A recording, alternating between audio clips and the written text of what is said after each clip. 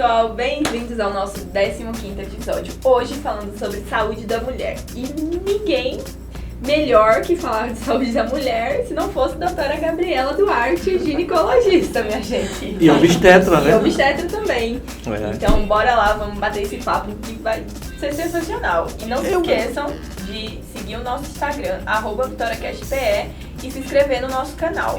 VitoriaCast, se inscrevam no nosso canal. Porque quando a gente publicar, né, Gabi?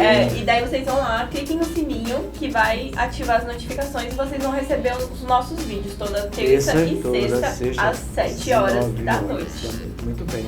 Eu vou ficar meio de fora desse papo de vocês. Eu acho que é um papo tão de mulher que eu não devia nem estar aqui. Vamos falar de saúde da mulher, duas mulheres. Isso aí. Eu vou ficar aqui, eu vou ficar só ouvindo esse papo de Mas vocês. é bom pra você aprender. É lógico. Quem sabe, né, que eu não aprenda um pouco mais hoje. Nossa, e eu posso começar já confessando que esse semestre eu fui pra final em saúde da mulher. Tá vendo? Não estudou suficiente. Que terrível. Eu queria que a doutora se apresentasse, assim, se bem que a gente já conhece, você é muito conhecida, tem um Instagram bem movimentado, que é uma coisa boa, você se comunica muito bem com seus pacientes, seus clientes, digamos assim, e a senhora é de Recife, né, a senhora me falou antes, mora em Recife, mora nas Graças. Por que tá chamando de senhora, hein? Respeito a doutora. Rapaz.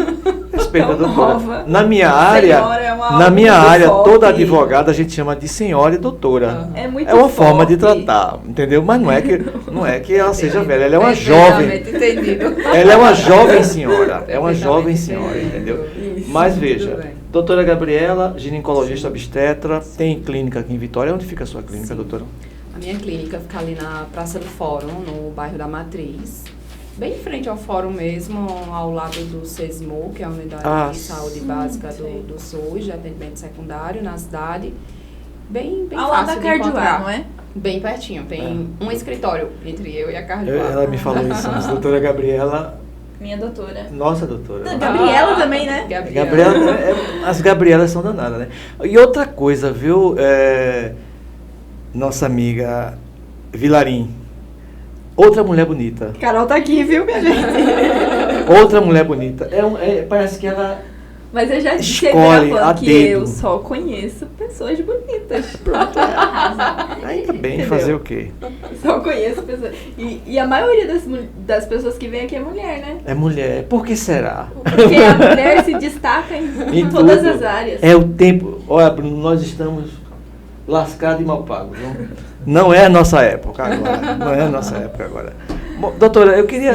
uma das questões que eu vi muito perguntar, e como eu sou ignorante nessa área, e ela é estudante de fisioterapia, a senhora é uma doutora já bem posicionada, essa questão do Implanon. Sim.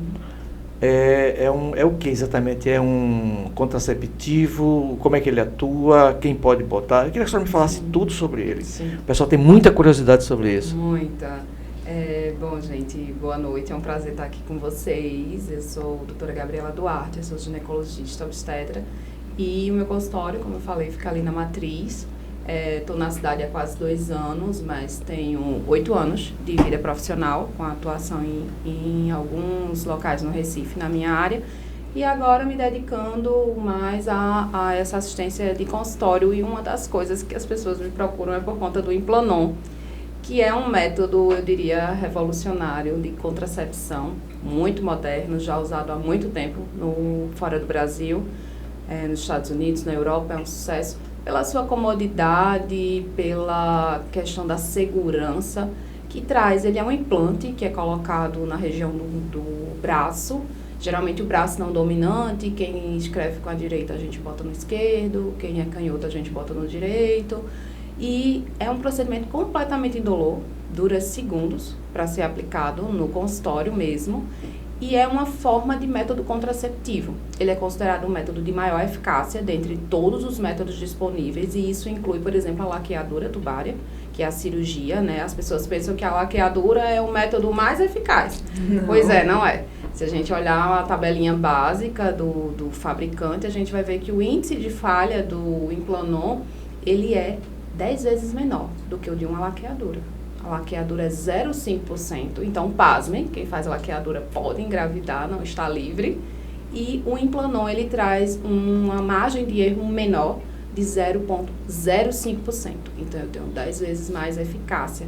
Ele é um método reversível, ou seja, dura 3 anos, até 3 anos, mas caso a mulher queira, por algum motivo, pode tirar no próprio consultório. Também é um procedimento muito simples, indolor, rápido, dura segundos. E é um método que ele alia a comodidade, a segurança, a questão da baixa dosagem de medicamento, né? Existe uma preocupação. Hoje em dia, as mulheres são mais esclarecidas em relação à quantidade de medicamento que elas recebem. Não estamos mais na época que o médico prescreve, diz o que vai fazer e não dá nenhuma informação. Com o acesso à informação, à leitura, à internet principalmente, que popularizou esse conhecimento, as mulheres elas questionam quanto de medicação vão tomar por dia, quais são os efeitos possíveis negativos que aquele método pode ter. O Implanon, ele traz uma baixa dosagem hormonal. Então, apesar de durar 3 anos, ele não vai liberar a medicação de 3 anos em um momento, não. Ele vai liberar aos pouquinhos. Ele vai inibir a ovulação, ele vai mudar o muco cervical, que é o muco vaginal, deixando ele mais difícil de ser ultrapassado pelos espermatozoides, por exemplo. E ele traz um ambiente dentro do útero que não é convidativo para uma gestação, enquanto você estiver usando. Quando você remove o método, volta tudo absolutamente ao seu estágio anterior. Então, é um método reversível, prático, não precisa a mulher ficar lembrando de tomar ou fazendo injeções mensais ou trocando adesivos. Você coloca um método que vai se estender ali por 3 anos e que você pode ficar tranquila do ponto de vista contraceptivo. Na aplicação, é instantâneo ou... As primeiras 8 horas, você já tem efeito da medicação na circulação sistêmica. E se você colocou do 1º ao 5º dia do ciclo menstrual, nem método adicional nos primeiros 7 dias você precisa. Então, você coloca e nas primeiras 8 horas você já fica sem preocupação. Muito bom. Eu, como estava falando, eu estudei bastante assim sobre o Implanon, sobre vários, sobre o DIU também. Sim. Mas eu não vejo o DIU como sendo um método para mim, não. Sim. É muito individual. Eu nem procurei, o método. sabe? Eu nem procurei porque realmente não me agradou, mas o Implanon me agradou muito. E, inclusive até porque eu vi alguns casos, eu sei que é de pessoas para pessoas, mas parece que a menstruação ela dá uma pausa, né? Ela pode reduzir. 60% das mulheres que usam o Implanon, elas podem ficar em amenorreia, que é a ausência da menstruação. E isso por um efeito do medicamento. Isso não causa mal à saúde, que é uma preocupação também. Como assim? Eu vou ficar sem menstruar? Há uma ideia ainda bem antiga de que a menstruação é a saúde da mulher. Mas quando, na verdade, hoje em dia isso pode ser uma escolha. Tem mulheres que escolheram menstruar menos ou não menstruar para poder desenvolver suas atividades profissionais, pessoais, sexuais. E aí, às vezes, a menstruação não é tranquila para todo mundo. Eu escolho não quero. Doutora, eu sofro muito nesse período. Efeitos colaterais do Implanon, quais são? Sim. O efeito colateral, que é raro, 6,7% das usuárias, mais ou menos, elas podem ter sangramento de escape, que são aquelas borrinhas de café, principalmente nos primeiros 6 meses. Então, não é todo mundo que coloca que automaticamente fica sem menstruar. Isso é 60%. E os outros 40%. Os outros 40% pode vir um fluxo de sangramento pequeno, com menos dor. Por isso que ele é um excelente aliado das mulheres que têm endometriose, que sofrem com cólicas, que sofrem com fluxos intensos. Então, além de método contraceptivo, ele pode te auxiliar em relação a essas queixas. E aí, o efeito de sangramento de escape, que é o que mais preocupa as mulheres, ele só acontece em 6,7% das usuárias, então é muito baixo. E existem medicamentos que a gente pode manejar para tentar não remover esse implante de cara, porque tudo tem um período de adaptação, cada organismo é de um jeito, funciona de uma forma, não tem como eu prever. Algumas me perguntam, e eu vou menstruar ou não? Eu digo, não sei. Saberemos daqui a alguns meses. Mas eu acho que também tem assim, eu acharia muito bom não menstruar, mas eu acho que eu ficaria com aquela coisa na cabeça. Eita, será que eu tô grávida? Eita, tudo. Mas tá aí, tem que escolher um método que te deixe tranquila. Método 100% não tem. Então, às vezes, o Implanon vai ser ótimo pra você e vai ser péssimo pra mim. Justamente por conta dessa sensação de insegurança. Não adianta usar um método. As usuárias de DIU Se for uma pessoa que está noiada, ai, será que meu DIU está no lugar? E se eu pegar um peso na academia? E se eu tiver uma relação mais intensa? Não escolha o DIU, porque você não está preparada mentalmente para lidar com isso. Então, tem que ser um método que você fique tranquila. Se a mulher se sente segura tomando uma pílula todo dia no mesmo horário, ótimo. Vamos investir no que ela se sente segura e não no que o médico ou alguém disse para ela que era melhor. A gente, como profissional, a gente orienta, esclarece. Olha, talvez isso possa te beneficiar, esse aqui nem tanto. Você apresenta possibilidades, mas o paciente, ele vai fazer a escolha baseado no que ele se sentiu mais seguro. Contracepção é segurança, você tem que estar bem. Não adianta usar um método que fica, ai, estou com dúvida. Por exemplo, o DIU, as mulheres têm muito medo de sair do lugar. É uma coisa que acontece em 2%, minha gente, das pacientes. Então, 98% das criaturas usuárias de DIU, elas ficam no DIU no lugar. Eu sou uma delas, confesso, entendeu? E é um método que me traz segurança, mas como eu te falei, Gabi, o que me traz segurança pode ser o que não te deixe tranquila. Por isso que tem que individualizar, não existe método bom para todo mundo. Às vezes me perguntam qual o melhor, eu digo, para quem? Porque depende quem é a paciente, quem é a mulher, o que é que ela faz da vida, como é que é a formação religiosa, por exemplo, dela, como é que é a formação educacional, que tipo de acesso a recurso financeiro ela tem, porque não adianta você propor uma coisa que é inviável, né? A gente tem que estar muito com o pé no chão, na realidade, e escutar o que o paciente, o cliente tem para trazer para você e tentar achar uma solução. Realmente. Existem 2 tipos de DIU, né? Sim, o hormonal e o não hormonal. Dentro dos não hormonais, a gente tem o cobre e o cobre com prata, que são 2 tipos de DIUs diferentes. Eu vi um que é um bem pequenininho. É um mini DIU. É assim, o DIU a gente divide em hormonal e não hormonal. Sim. Dentro desses grupos, nós temos subdivisões. Nos não hormonais, tem o cobre, que ele tem de 3 anos, de 5 anos, que é o mini DIU, que é o pequenininho para quem tem útero pequenininho ou quer ficar menos tempo com o método. E o DIU tradicional de 10 anos. Então, esse tipo de DIU, ele não tem medicamento. O cobre, ele é um espermicida, ele vai matar os espermatozoides quando chegarem ali, por isso que ele é um método contraceptivo, altamente seguro. 0,5% o risco de gravidez com o DIU bem posicionado. E o hormonal? Já ainda dentro dos não hormonais, tem o cobre com prata, que é uma combinação de uma liga de 2 metais.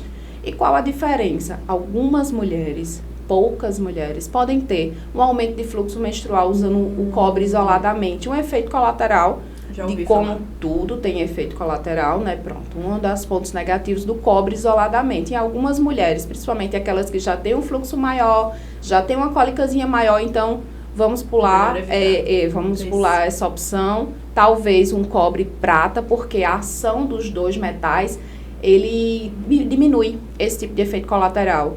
Então, nessas mulheres que têm um pouquinho de cólica, um pouquinho mais de fluxo, talvez cobre não seja interessante, cobre com prata, a ação dos 2, a prata, ela diminui esse efeito colateral do cobre, e aí a gente tem uma adaptação melhor, só que o cobre prata só tem 5 anos. Agora, também tem o tamanho tradicional e o mini, por isso que alguns você vai ver bem pequenininho, e a gente escolhe o pequenininho quando faz a ultrassonografia endovaginal, vê que a paciente, por constituição física, por número de filhos, tem um útero menorzinho, você, claro, vai escolher um aparelho menorzinho para ser mais confortável. Já do lado dos hormonais, a gente também tem 2, tá? Que é o Mirena, que é o mais conhecido, que é um DIU de progesterona, só tem um hormônio de longa duração, também de alta eficácia. Os DIUs hormonais, eles têm uma margem de erro de 0,2%. Então, é altamente. São mais seguros. São mais seguros do que os não hormonais, que já são muito seguros, é 0,5 o índice de falha. Já quando eu levo para o hormonal, que vai ter a medicação além do aparelho, tem-se uma margem de erro de 0,2%. É muito pequeno, 99,8% de proteção. Então, são raros os casos de gestação, por conta do medicamento, que está ali em baixas dosagens, agindo por 5 anos, se você desejar ficar os 5 anos. Fora do Brasil, já se usa esse tipo de DIU por mais tempo. Há 6, 7 anos nos Estados Unidos já está em discussão. Aqui ainda não foi aprovado pelas entidades médicas, na bula brasileira ainda são 5 anos, mas eu já me preparo para, em um determinado momento, chegar e dizer, vai poder ficar mais tempo, mas ainda não chegou esse momento porque a nossa Anvisa, o Ministério da Saúde tem que aprovar. Está em discussão no âmbito científico já tem um tempo, mas nos Estados Unidos já fica mais tempo com o DIU de hormônio, né, que é o Mirena. Tem também a versão pequenininha dele, que é o Cailina, que é a mesma ideia, só que ele um pouquinho menor e com um pouquinho menos de medicação. Porque tem gente com útero maiorzinho e tem gente com útero menor. Uma pergunta que eu sei que todo mundo que está ouvindo a gente queria fazer. Eu, se fosse uma mulher, escolheria o Planol. Sim. Certo? Pela comodidade, segurança e tudo mais. Sim. Mas eu não sei se eu ia poder pagar por ele. É isso que eu queria saber da senhora. Sim. Se eu ia poder pagar. Sim. Porque, como a senhora disse... Depende da realidade de Ele cada um. é a última tecnologia em relação Dos métodos a isso? contraceptivos, ele é o último. O último. Ele é o de última instância, assim, que tem no nosso país, é o último. É o último. Fora do Brasil, tem implantes com durações maiores. Pela não rede pública, você não consegue. Infelizmente, ele não é um tipo de medicamento que é disponibilizado, digamos, que no SUS.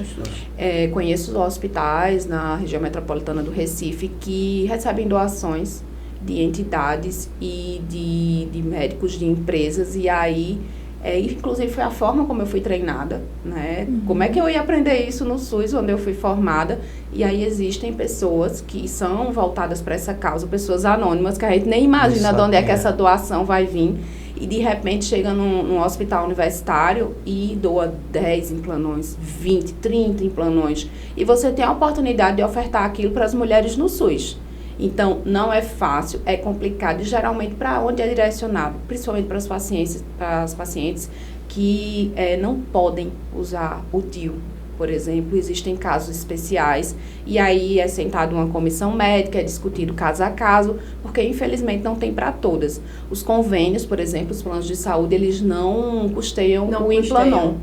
O DIU, alguns custeiam, né? Sim. Obrigatoriamente, todos devem cobrir. Todos devem cobrir o DIU. Mas o Implanon não. Ainda por ser uma coisa mais recente, eles não cobrem. Restrito, né? Aí, geralmente, a paciente pede reembolso ao plano, ou então arca realmente com esse custo. Mas no SUS ainda a gente vive de doações. Mas eu acho, doutora, que assim, pelo que eu antes eu tomava pílula, né? Sim. E o Implanon, eu fiz mais ou menos uma continha assim por coisa. Sim. Em 3 anos, eu gastaria muito mais tomando a pílula do que... Dependendo do tipo de pílula que você faça uso, se a gente pensar numa pílula com valor mediano... A minha pílula é de 35... O valor mediano, né, para o mercado. Isso porque o que é mediano, né? A gente tem pílulas de R$3 e a gente tem pílulas de R$120, R$150. Então, vamos pensar no valor mediano, R$35, R$40. Se você fizer uma conta de quanto que você usa, 36 caixas daquilo ali, acaba sendo muito próximo do valor do Implanon. Que realmente ficava... O meu, a conta que eu fiz foi 3 anos, eu acho que até ultrapassou um pouquinho o valor. Dependendo, isso que a gente tá usando um valor fictício, né, mediano. Eu parei pra pensar e falei, às vezes a gente acha que é um valor absurdo, mas não é. É porque o investimento inicial assusta, ali, né? Mas se você diluir aquilo, ou se você se preparar, ou juntar... E existe manutenção? Não. Graças a Deus. Não existe. Não tem manutenção do Implanon. Implanon é tranquilidade. Você bota e você vai pra casa. E pronto. Não tem ultrassom pra ver se tá no lugar. Não precisa. Você toca no Implanon. Pra aquelas que são mais... Aquelas que são mais agoniadas, que querem saber se tá no lugar. Está. Você pega no Implanon. Quando eu acabo de aplicar, eu peço pra ela pegar, pra ela se encontrar. Sentir que tá ali. Sentir, ter confiança de que tá ali, tá agindo. E mesmo que você venha a menstruar, Gabi, não quer dizer que o Implanon falhou, não. É porque tem mulher que menstrua, tem mulher que não. Então, isso dá uma segurança muito grande, porque ela sabe onde é que está o aparelho. E ela foi esclarecida. O mais importante é estudar, é ler, é levar perguntas para o profissional, para que eu possa entender qual a dúvida que você tem. Porque o que pode ser muito simples para mim, pode ser uma dúvida ali que, às vezes, aquilo te afastou de usar um método. Porque você não teve vergonha de perguntar. Não existe dúvida boba, não existe dúvida besta. Existe a oportunidade de você fazer a pergunta profissional e, às vezes, mudar o seu rumo de contracepção. Eu tô falando mais, né? Mas é porque eu tenho muita dúvida. Mas eu disse desde o início que vocês iam conversar quase só. Mas nessa questão de a mulher perguntar, a mulher procurar saber, eu ia perguntar pra senhora, mas tem muita mulher que tem vergonha de ir a ginecologista, não é mesmo? Sim, ainda é uma realidade, né? A gente pode pensar, não, mas todo mundo tem acesso, não é bem assim. Ainda não é uma coisa tão acessível, né? São meses de espera, às vezes, no SUS, para você conseguir uma consulta com um especialista. Nos consultórios privados, nem sempre está um instalar de dedos, tem um agendamento, tem uma marcação, na maioria das vezes. E, às vezes, é difícil chegar no profissional. E, às vezes, o profissional ele não está preparado para te dar esse tipo de informação, que é o mais frustrante. Né? Você esperou tanto, você queria perguntar tanto, e, às vezes, o profissional coloca, por exemplo, uma opinião pessoal. Eu não acredito nisso. Envolve questões religiosas da parte dele, tolhendo uma mulher de tomar uma decisão. Isso é muito complicado. Separar a sua opinião técnica, como técnica, eu tenho que mostrar as cartas. A minha opinião pessoal, se eu gostei, se eu não gostei, aí é outra história. É fora do consultório. No consultório você está ali, ou no hospital você está ali para dar assistência. Então, a sua opinião, que você acha, se você achou o implanon bonito, o DIU bonito, isso é uma opinião pessoal. Mas o importante é você responder aquele questionamento. Só que, às vezes, as próprias mulheres, inclusive, relatam para mim frustrações que afastaram elas de consultas por um mau atendimento, por um exame ginecológico grosseiro, por um trauma, por uma humilhação, realmente. Por entendeu? Nenhum olhar no olho da pessoa. Isso. Deixa eu É falar. aquela pessoa que só fica aqui. Deixa eu me meter um pouquinho. Preenchendo papéis. Deixa eu me meter um pouquinho na conversa Sim? de vocês. Eu fiquei vendo a doutora falar agora, Sim. eu sou professor. Sim. Estou em sala de aula e vejo hoje muitas dificuldades com as meninas, jovens moças que engravidam, Sim. sem a menor Sim. condição. Orientação. E uma falta de orientação. Eu vi a doutora agora em cima de um palco lá que a gente tem na escola, dando palestra para as estudantes. Eita! Tu acredita nisso? Eu consegui ver a senhora Sim.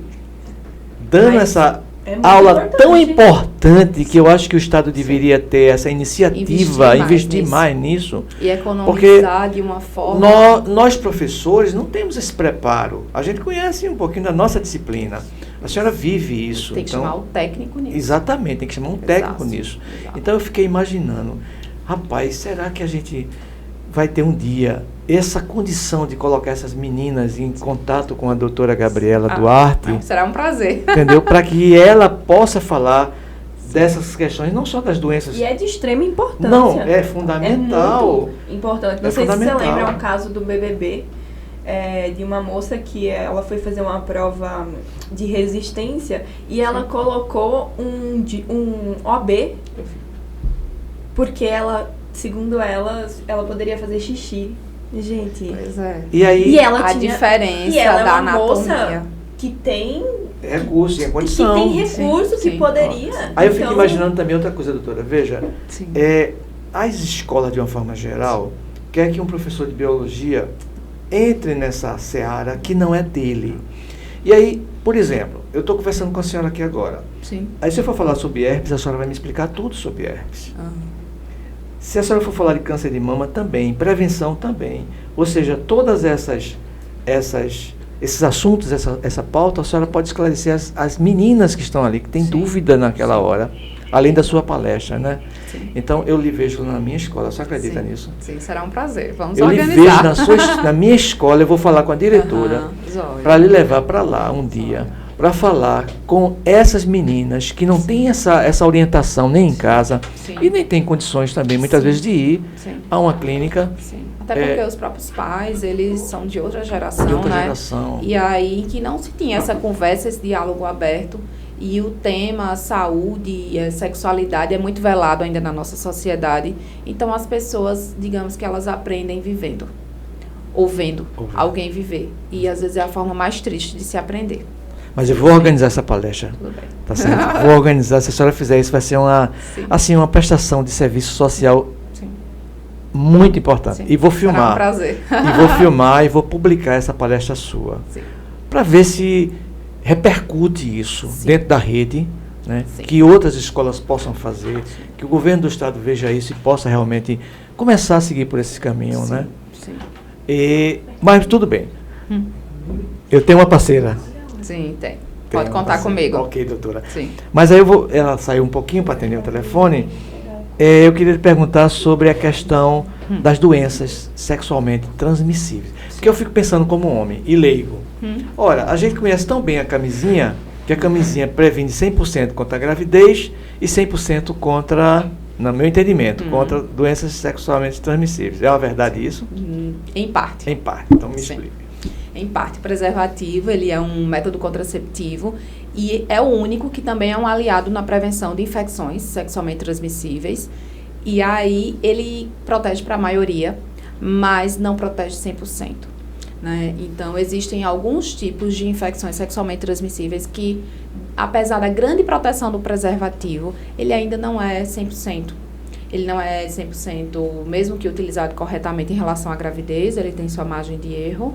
Né? No uso habitual, por exemplo, qual é o uso habitual? As pessoas usam em algumas relações, as pessoas reservam preservativo para o momento final da relação, digamos assim, a ejaculação, as pessoas falam, só que aí teve todo um contato de pele, de mucosa, de secreção antes, e é ali onde acontece tanto a gravidez quanto a transmissão de infecções.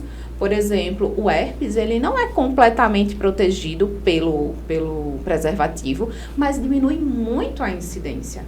O HPV, que é o principal vírus causador do câncer de colo uterino, né, praticamente 100% dos casos de câncer de colo são vinculados a alguns tipos de HPV, não são todos, mas o preservativo ele dá uma grande proteção.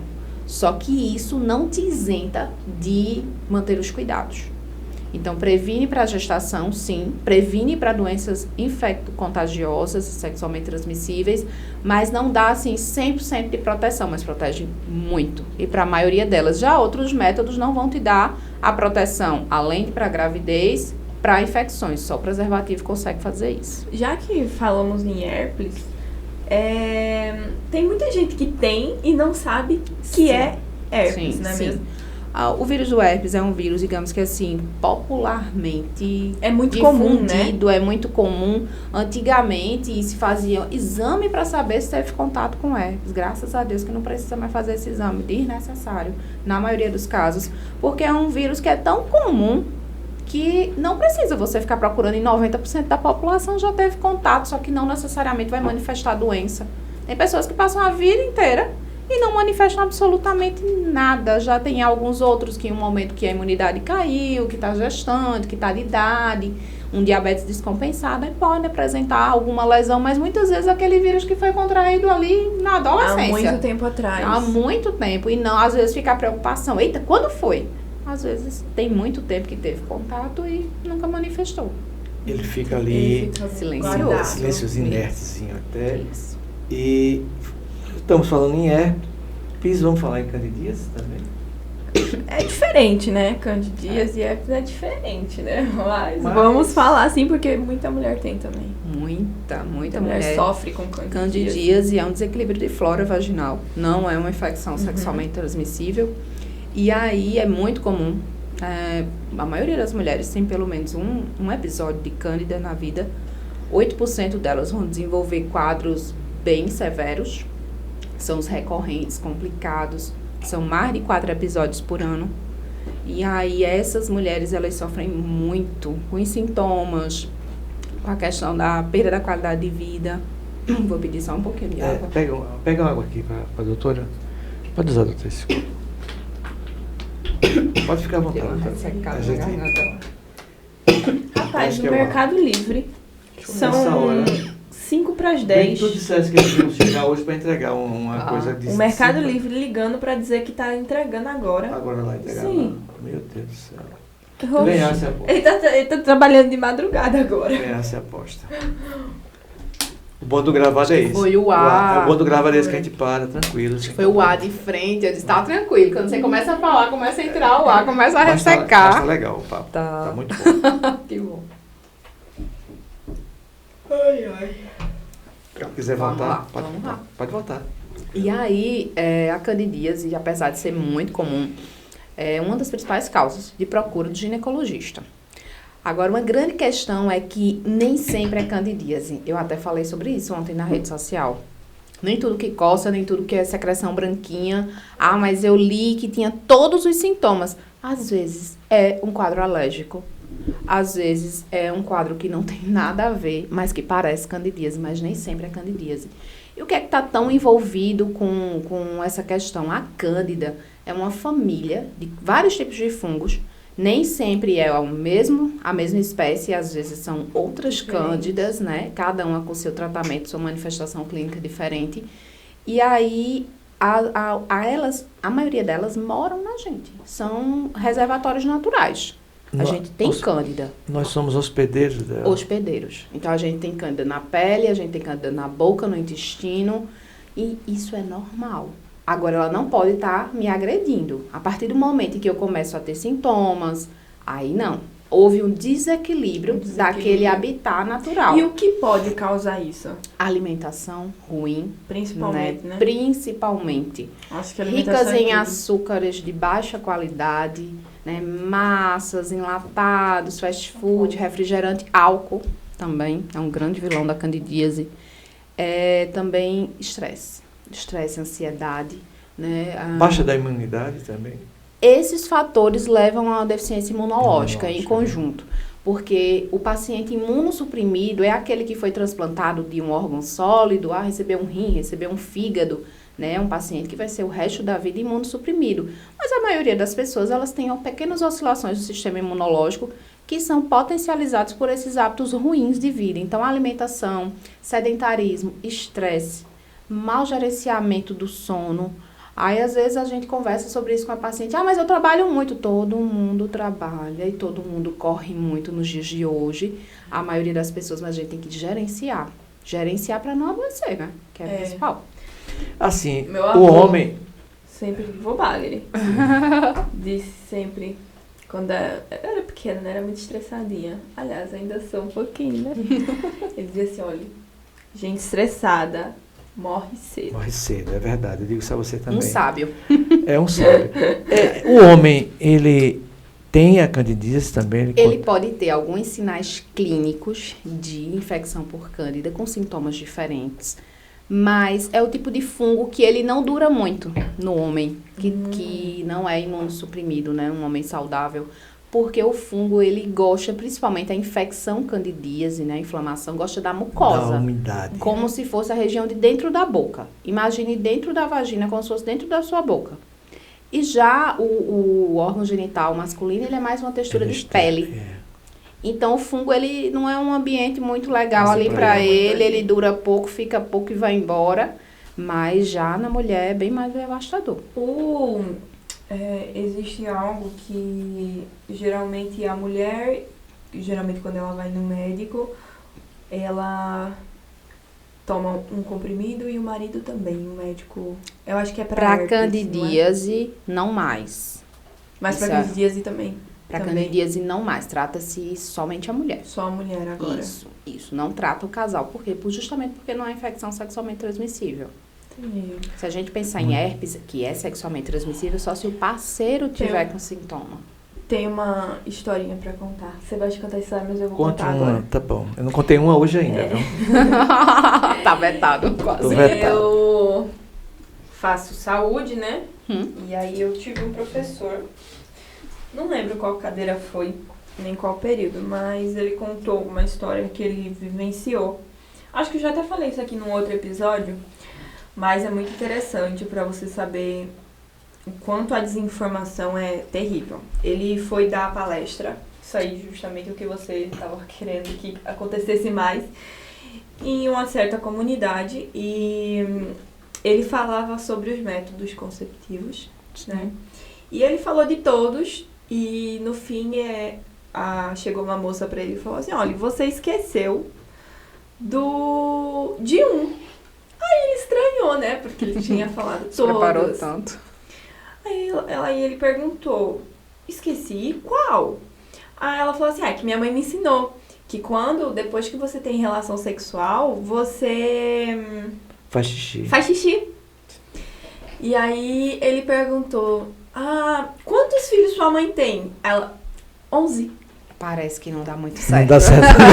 Parece que é um pouco falho. Um pouco falho. Mas tem pessoas que ainda acreditam nisso. Acredita que o canal ureter é o mesmo canal. Isso, elas imaginam que tem essa questão da diferenciação da anatomia, que ainda é uma coisa que algumas pessoas, mulheres, inclusive, não conhecem a diferença da vagina para o ânus, para a vulva, são coisas diferentes. Tá todo mundo perto, mas ali são territórios diferentes. Mas ainda tem-se essa ideia que se lavar, se fizer uma ducha vaginal, que é uma coisa que não se faz mais, que é lavar dentro do canal vaginal. Não é para fazer isso mais, porque isso predispõe doenças. Isso é um hábito totalmente desaconselhado, as duchas. Mas a lavagem da região externa, que é a vulva, algumas pessoas acreditam que isso diminui a chance de engravidar. O espermicida ainda se usa hoje? Ainda existe, mas é pouco usado. O espermicida é uns comprimidos, né? Na verdade, é uma medicação, um tipo de medicação. Você pode colocar só o espermicida, como se fosse uma espuma. Que você coloca lá no fundo da vagina, com o aplicador, e ali ele vai matar os espermatozoides. Que chegam. Isso. É um medicamento. Não tinha ouvido falar. Pois Porque vem caindo em desuso. Porque aparecem coisas mais eficazes e mais práticas. Mas existe ainda. Existe. E existe também muito, que muita mulher também não conhece. Um dia eu fui lá no SISMU, fica ali do lado da coisa. A gente foi fazer estágio lá e uma colega perguntou o que era o preservativo feminino. Sim. Ainda não é tão divulgado, e não exatamente. É muito comum, né? Não é muito comum. Às vezes as pessoas não sabem usar, não sabem nem como colocar. Não é tão simples quanto o preservativo masculino, mas que é veiculado, tem na farmácia, tem no SUS, né? E existem vários vídeos explicativos e os profissionais de saúde, eles têm treinamento para explicar como que se usa, porque imagine mulheres que fazem sexo com mulheres. Elas têm que ter uma forma de se prevenir e reduzir seus riscos de infecções sexualmente transmissíveis, que não só ficou para pessoas que... Um homem que faz sexo com mulher e vice-versa. Também tem, né, o risco. Então, por exemplo, mulheres que fazem sexo com mulheres, elas precisam de... mas não precisa de método contraceptivo. Eu digo, e as doenças?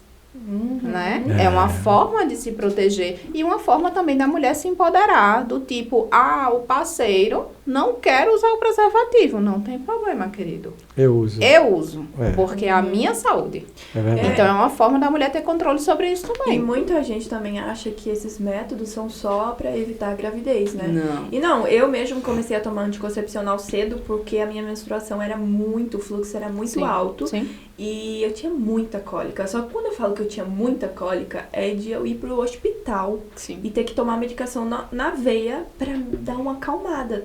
Sim.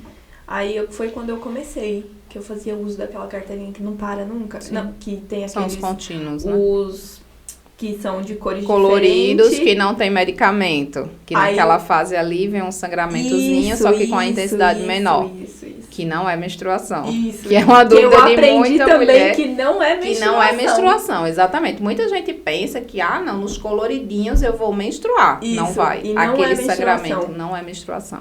Agora, uma dúvida. Aí depois eu passei para o normal, que toma consequentemente da pausa. Ali também não é menstruação. Não é menstruação. Porque quem toma anticoncepcional hormonal não menstrua. Aqueles são sangramentos diferentes, né? A menstruação, ela é resultado de um ciclo de ovulação em que não houve gravidez e aí vai menstruar. Só que quem toma hormônio, há um bloqueio da sua ovulação. Então, aquele sangramento, que em alguns métodos ele vai estar presente, ele é chamado de sangramento de privação. Na pausa do remédio, o organismo percebeu, descama um pouquinho, você volta a tomar, volta tudo para o normal. É um sangramento de escape, digamos assim. Que às vezes mulheres engravidam e tem esses escapes, tem escape, esqueceu e acha comprimido. Que a menstruação... Dizia, eu menstruei não sei quantos meses. Não, grávida não menstrua. Porque grávida ovulou, engravidou, acabou a ovulação. Só quando o menino nascer agora. É porque realmente as mulheres acham que quando... Era um mito isso. Eu ouvia falar, a mulher engravidou e menstrua. Eu vi muito falar nisso. Mas a partir São outros do sangramentos. Que você começa a tomar anticoncepcional, você não menstrua, mas aquilo ali não é menstruação. Isso. Porque não tem ovulação. Muito interessante. Doutora, um outro assunto muito em pauta também é a prevenção que a mulher deve fazer. Tá? Tem muito tabu também, tem muito tabu também. Qual é a sua orientação hoje para uma mulher? Idades também, eu queria que a senhora falasse. A partir de quantos anos? A partir de quantos anos? Sim. Veja, o preventivo, que é o exame de citologia oncótica, e também a colposcopia, que é uma complementação desse exame, eles são exames para rastreio do câncer de colo uterino. E o câncer de colo, ele é causado pelo vírus HPV, que é transmitido por via sexual. Então, gente, não tem HPV de banheiro, de roupa que provou, de biquíni que pegou emprestado. Não. Ela veio da via sexual, de alguma maneira. E aí, essas mulheres que já tiveram a primeira experiência sexual, elas normalmente precisam ter um acompanhamento ginecológico. Antes disso, inclusive, para serem orientadas sobre o assunto, para ter um método, para esclarecer dúvidas, se conhecer também. Mas aí existe a pauta do Ministério da Saúde, que são as diretrizes que dizem quem, quando e com que frequência se faz preventivo. O Ministério da Saúde revisou essa pauta a última vez em 2016. E aí lá diz que deve-se começar aos 25 anos, o primeiro preventivo. E diz também que depois de 2 preventivos seguidos e anuais, 2 citologias normais, intervalos de 3 anos. Isso é o que tem na pauta do Ministério da Saúde. O que é o dia a dia? O que é a cultura? Como é que normalmente a população se comporta? Anualmente vai ao ginecologista. Então, a gente tem populações que são muito rastreadas, ou seja, vai todo ano no ginecologista, e a gente também encontra aquela mulher que nunca foi. Nunca foi por vários mitos. Tem gente que acha que o preventivo é o único exame que se faz no ginecologista. Então, se eu não faço preventivo, para que eu vou para o ginecologista? Tem outras funções, né? Não se faz preventivo em virgem, isso é uma coisa importantíssima. Virgem, entendam, eu estou me referindo a mulheres que não foram penetradas, né? Seja por brinquedos, ou por algum objeto, ou por alguma outra pessoa. Então, aquelas mulheres que não tiveram a vagina invadida, ela não precisa fazer o preventivo. Então, não existe preventivo de virgem, que também é um mito, que algumas pessoas ainda acham que existe. Não existe. O preventivo é para mulheres que já tiveram relação com penetração, seja com outra pessoa ou seja com objetos, porque os objetos também transmitem vírus, né? E aí o Ministério da Saúde, ele orienta dessa forma, porque é uma orientação para um país continental, em que nem todo lugar, vamos imaginar o norte, vamos imaginar o centro-oeste, nem sempre tem, assim, um médico tão pertinho. Então, digamos que eles racionalizam a investigação, a distribuição dos recursos. Isso é o que tem de pauta, é o que a gente aprende. O dia a dia, o que é que eu, como ginecologista, oriento? Vá pelo menos uma vez ao ano para o ginecologista. É importantíssimo. E o preventivo, ele é um exame. Existem outras coisas para serem debatidas. O Papa Nicolau, o que é exatamente? Ele é o citológico, que é o exame preventivo, ou colpocitologia oncótica. O que é? É uma coleta de secreção no colo do útero. Colo do útero. Tanto na região externa, quanto no iniciozinho do canal do colo, que é na região mais interna. É para avaliar se já tem... Avaliar as células. As células. Se essas células, elas têm sinais de câncer ou não.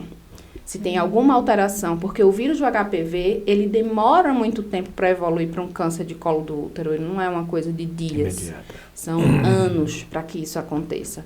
Então, a avaliação dessas células ao microscópio é que diz se tem um contágio ou não. Então, é muito importante esse exame. Muito importante. Super importante. Exatamente. E muita mulher não vai porque tem vergonha, porque tem Tem medo. vergonha, tem medo. Foi alguma vez, sentiu dor, sentiu incômodo. E aí elas deixam de ir, elas ficam com medo de ir. Quando, na verdade, é um exame que dura minutos. Uma coleta de um preventivo não dura, gente, mais do que 3, 4 minutos. É muito rápido, é uma coisa simples, né? E aí, isso te coloca numa posição de ser investigada, de ser rastreada e de ser detectada de forma precoce uma doença mortal. E que a rede pública proporciona. Tem nas unidades básicas de saúde, geralmente o profissional que colhe esse exame é a enfermeira do posto, e ela colhe a citologia oncótica, o preventivo Papa Nicolau. A colposcopia, ele é um exame complementar a esse. O que é? Uma análise do colo para saber se tem alguma manchinha, para saber se tem algum vaso diferente do normal, alguma tumoração, alguma coisa maior, que não seja só a nível celular. Então, são exames que se complementam, né? Lá na pauta do Ministério, vai-se para a colposcopia quando o citológico está alterado. No dia a dia, com o corre-corre de todo mundo, no serviço privado, geralmente se faz os 2 exames no mesmo momento, pela comodidade. Não é necessariamente porque precisa, porque é obrigatório, porque é uma forma de você já olhar as 2 coisas. Entendeu? Sim, muito importante. Sim. Posso chamar a próxima dúvida? Não, peraí. Ela vai explorar o máximo. Assim. Ela vai explorar o Fazer máximo. minha consulta aqui. Eu tô Você sacando. fez consulta com um monte de gente, fez consulta com nutricionista, Eu fez tô com sacando você. todo mundo. Mas vá. Inclusive, Bia, ela tem parceria com Sim, com a Nossa amiga, Gabriela. nossa amiga Bia. Sim, eu tenho muitos pacientes, adoram indicar a Bia, gosto muito do trabalho dela. Ela faz bem essa parte de saúde da mulher, então eu adoro. Eu morei com Bia. Sim, mas siga com a doutora. Não. Abuse bastante da doutora Gabriela. Vou deixar você falar. Bom, eu queria falar, já que a gente estava falando de prevenção de câncer, né? Uhum. Eu ia passar por câncer de mama. Câncer de O mama. câncer de mama é o mais comum? Veja, se a gente pensar em que grupo de câncer a gente está se referindo, se nós pensarmos dos cânceres a que acometem mulheres, os cânceres ginecológicos é um dos topos da lista.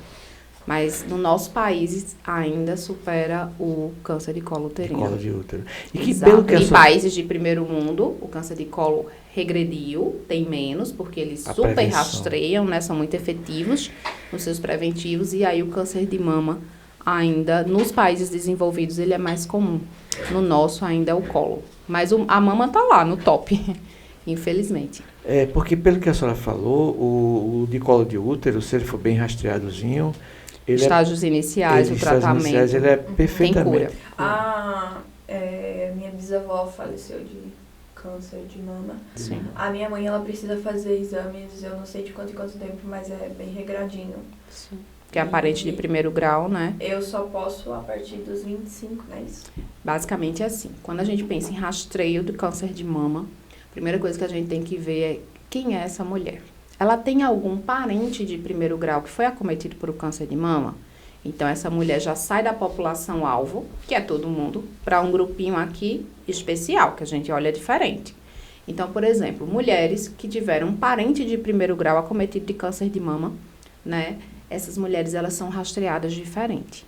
Então, elas são acompanhadas mais de perto. Se a gente pensar na população geral, o exame de rastreio para o câncer de mama é a mamografia. Em todas as instituições médicas, é a mamografia que se inicia aos 40 anos na população geral. Quando eu penso em pessoas específicas que têm parentes de primeiro grau acometidos, grupos específicos, a gente começa a individualizar algumas condutas.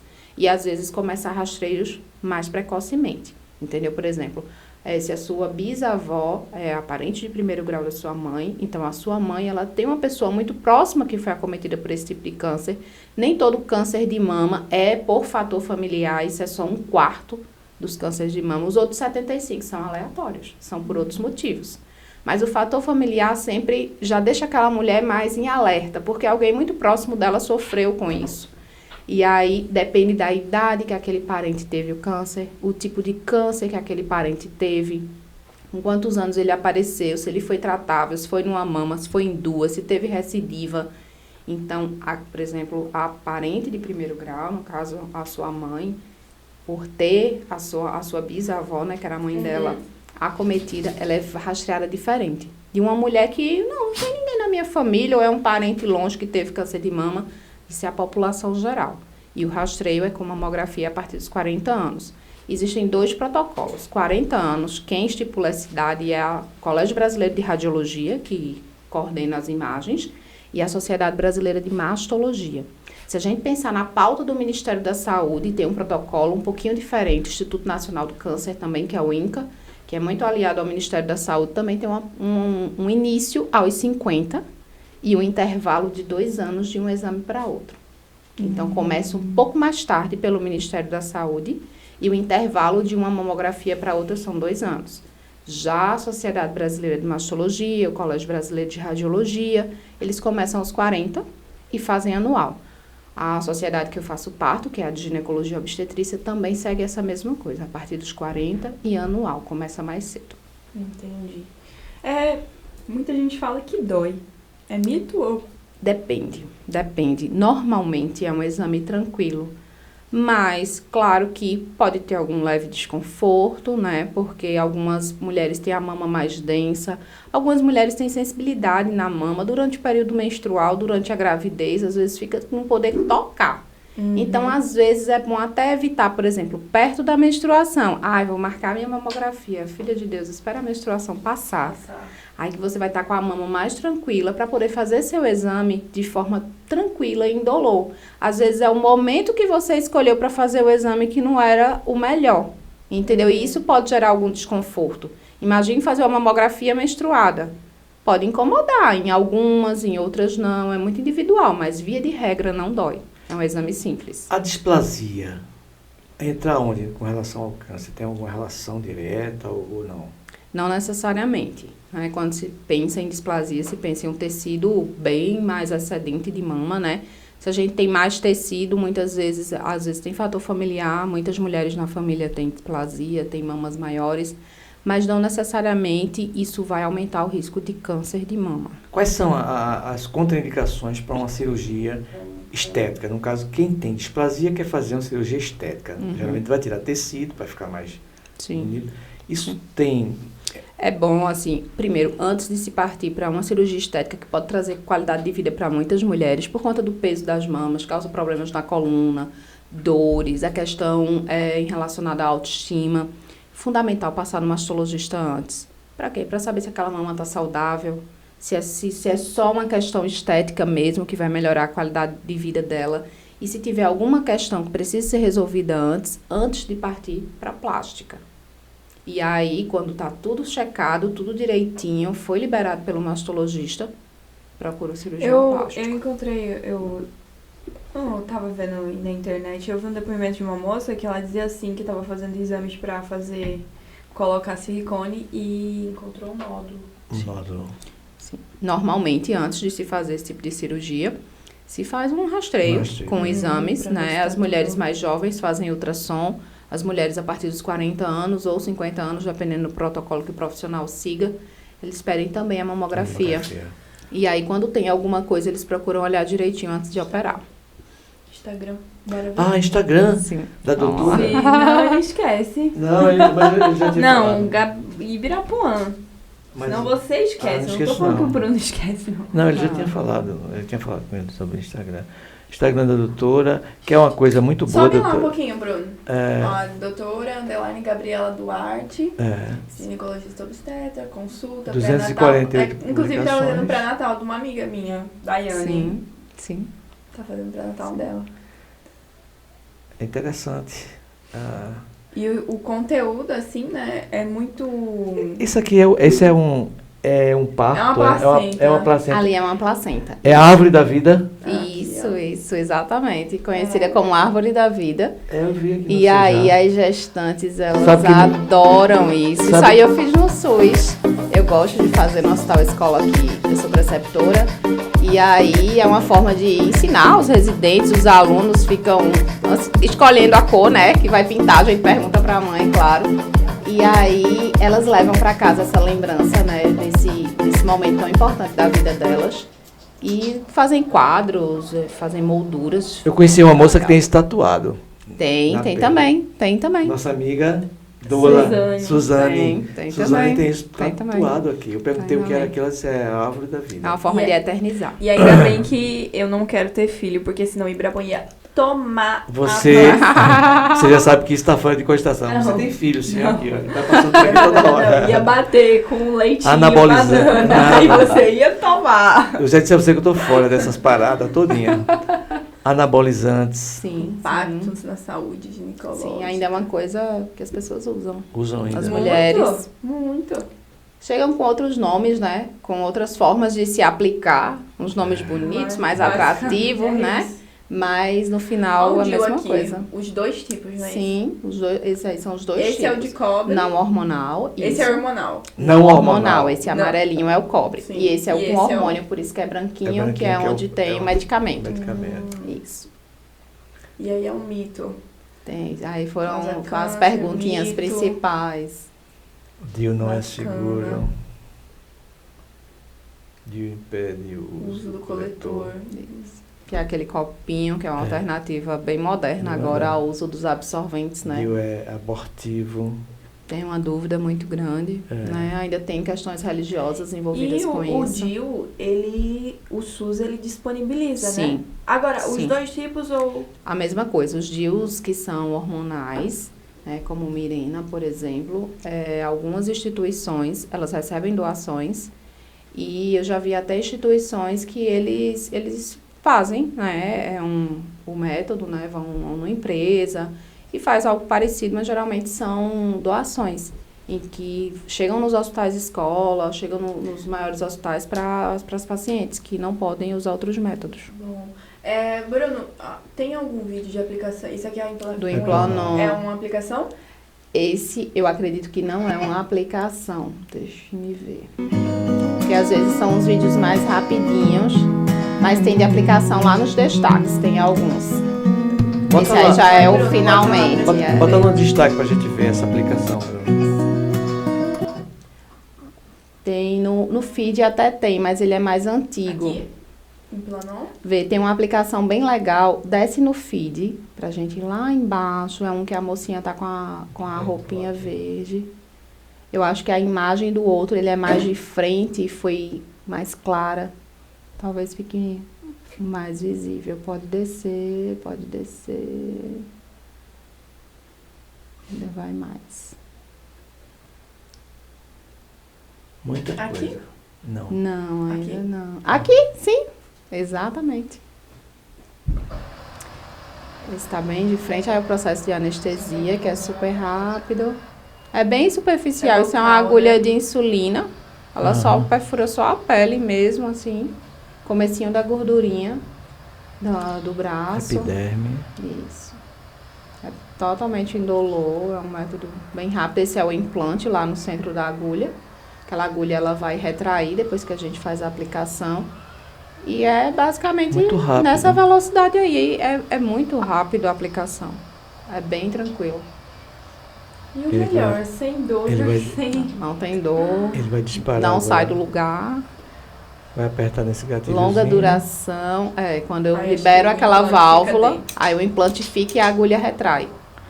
Olha esse chipzinho que os americanos botam no povo, é assim, pra rastrear também. Tá? Mesma coisa. o Tem cara- uma coisa super importante do Implanon, que é sabe o quê? As pessoas me perguntam se é o chip da beleza. Não sei se vocês já ouviram falar. já, Tem sim. essa dúvida também. Tem uma treta, né? Já Isso é uma treta, é uma na treta, verdade. é. E aí, são coisas diferentes, são implantes diferentes, né? O Implanon, ele é um implante contraceptivo, ele é visto pela ANS, ele tem bula, ele tem laboratório que produz. Já outros tipos de implantes são feitos sob a forma de manipulação, existem grupos específicos que prescrevem, alguns endócrinos, alguns ginecologistas, alguns médicos, principalmente relacionados a essa questão de estética, nutrologia, usam bastante. Só que aí são outras substâncias. Não tem nada a ver com a história. Com a história. Isso, exatamente. São implantes, mas são diferentes. Diferença. Exato, objetivos. Objetivos são diferentes. Né? Total. As medicações também são diferentes. Gabi, bebe uma águazinha, Gabi. Eu acabei de me afogar com ela. Como é que eu vou beber mais? Passa mais pra baixo, Bruno. Vai passando mais pra baixo. Eu pra sou frente. terrível com água. Eu já me afoguei tomando banho. Isso é a idade. Gente velha é assim mesmo. Tomando banho. Gestrinona, o que você precisa saber. Isso aí é falando sobre um dos tipos, o mais famoso, né, que é o chip da beleza, que as pessoas chamam, mas que é um implante hormonal, esse nome chip da beleza, é um nome que inclusive é desaconselhado de ser usado, mas é uma forma de as pessoas, eu sei o que é. Porque às vezes você fala gestrinona, o povo é em quem? Nunca vi falar nisso, de chip da beleza. Aí todo mundo já ouviu falar, porque infelizmente ficou conhecido dessa forma, pela sua aplicabilidade, né, o que ele visa proporcionar, essa questão de ganho de massa magra, de potencializar essas questões estéticas, reduzir fluxo, reduzir cólica, mas ainda é um tipo de substância que carece de alguns estudos, né, mais prolongados, talvez no futuro. Nem sabia que existia isso. As mulheres sabem que existem, As acredito. mulheres As sabem. mulheres sabem. Essas mulheres, meu Deus do céu. Exato, mas na minha opinião, assim, ainda carece de mais estudos Uma coisa. para aplicar. Uma coisa que eu tinha curiosidade de saber, curiosidade minha. Sim. Eu vi ali ressecamento vaginal. Sim. É verdade, doutora, que depois da menopausa, Sim, a vagina da mulher ela tende a ressecar, não Sim. lubrificar mais. sim. Na verdade, às vezes, para algumas mulheres, isso vai acontecer antes da menstruação ir embora. É um período de perimenopausa, que a gente fala, que é o climatério. Climatério. São os sintomas que aparecem anos antes, às vezes 2 anos, 5 anos, 4 anos antes da menstruação ir embora. A menstruação ir embora, às vezes, é a última coisa que vai acontecer. Já passou um monte de água embaixo da ponte, já passou ressecamento, calorão, falta de desejo sexual, queda de cabelo, ganho de peso, hipertensão, diabetes, colesterol alto, aumenta o risco cardiovascular nessa fase da vida da mulher. Desequilíbrio hormonal. É uma mudança hormonal, é uma mudança no organismo, assim, é uma passagem, realmente. E que é natural, que não tem... E que é natural. Não temos como bloquear que isso aconteça. Existem formas de amenizar o processo. Isso. Existem várias formas, hormonais, não hormonais, aliar a hábitos de vida saudável. Não adianta fazer a terapia hormonal e comer de tudo. E ser sedentário, e dormir mal, e beber, e fumar, não adianta. É um conjunto. Mas existem medicações com e sem hormônio que podem auxiliar nessa passagem. É como gravidez, é como entrada na adolescência. É fácil para um, é difícil para outros, mas tem como a gente passar com mais suavidade por um processo que é um processo de envelhecimento, é natural. Mas o ressecamento é o campeão das queixas, mas tem como melhorar. Olha, eu acho que se a gente continuar aqui vai ser passar 3 horas. Tem um bebezinho esperando a gente. Tem um bebê. Esse papo vai longe, mas porque é algo informativo. Muito interessante, muito bom. Sim. Então, uma hora passou assim muito rápido. Fui olhar agora, já 1 hora já. Mas ela ficou me devendo, a doutora. Ela vai voltar. Não, ela vai voltar, sem dúvida nenhuma. E vai também... Eu espero que no dia não esteja chovendo. Também, porque hoje foi terrível. Perdemos, inclusive, um contato em Recife com uma pessoa que ia entrar para nos ajudar aqui também, com a parte de sexologia, né? Sim. Que é muito também requisitado isso. Sim. Mas, doutora, me desculpe, viu? Não Nada, foi problema, não foi... Nada, né? não mandamos na chuva, Não mandamos na chuva e nem na cidade, ser tão frágil, fluvialmente falando. Eu chamo Vitória de a cidade de papel. Não pode ficar nublado. Não faz mais nada. Ficou nublado, não sai de casa. Entendeu? Infelizmente. Doutora... Muito obrigado. Muito obrigado pelo esse excelente papo e também as suas orientações. É um prazer, eu que agradeço o convite. Muito bom, né? acho que, assim, eu sou muito suspeita para falar, mas para mim, educação, saúde da mulher, essas coisas devia ter lá embaixo. Devia ser desde sempre, começar né? Desde sempre. Eu vou ver se ela dá essa... Isso é muito importante. Eu vou ver se a doutora dá um pouquinho dessa colher de chá para minha escola em relação a fazer essas palestras lá. É bom. Com as meninas, principalmente. Eu acho fundamental. Meninas e meninos, Meninos né? também, doutora? Ontem eu li um texto muito interessante de que as meninas, quando entram num processo de puberdade, ou que menstruou, que teve a primeira relação, correm para onde? Para o ginecologista. E os meninos, eles vão aprender aonde? Talvez ninguém nunca tenha pensado nisso. Não, realmente não. E aí, a mulher, aquelas, né, que tiveram, graças a Deus, acesso à informação, alguém levou aquela menina na primeira menstruação ou na primeira relação. Mas e os meninos? Eles aprendem aonde? Às vezes, eles aprendem da pior forma. Porque eles vão ser levados para quem? Eles vão chegar no pediatra e vão perguntar sobre masturbação?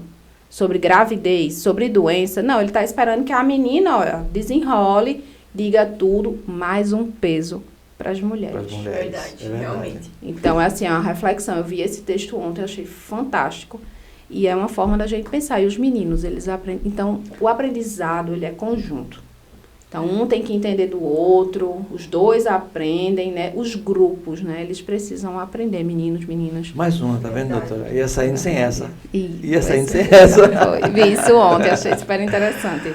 Carol adorou, né, Carol? Também. Doutora, eu acho que muita gente vai ver isso aqui. Que coisa ficar, boa, vai adorar esse papo, né? Que bom. Então, mais uma vez, muito obrigado. Por nada, foi um prazer. Com certeza vai voltar. Deus quiser, voltarei. E vai ser muito pedido, eu tenho certeza disso, né, Bruno? Que coisa boa. E aí, para vocês agora que não se inscreveram ainda no nosso Instagram e nem no nosso YouTube, a Gabi vai falar, que é sempre ela que fala no nosso YouTube, vai. Se inscrevam, minha gente, no nosso canal, isso ajuda muito, muito mesmo. É VitóriaCast e no Instagram sigam a nossa rede social, que é @VitóriaCastPR.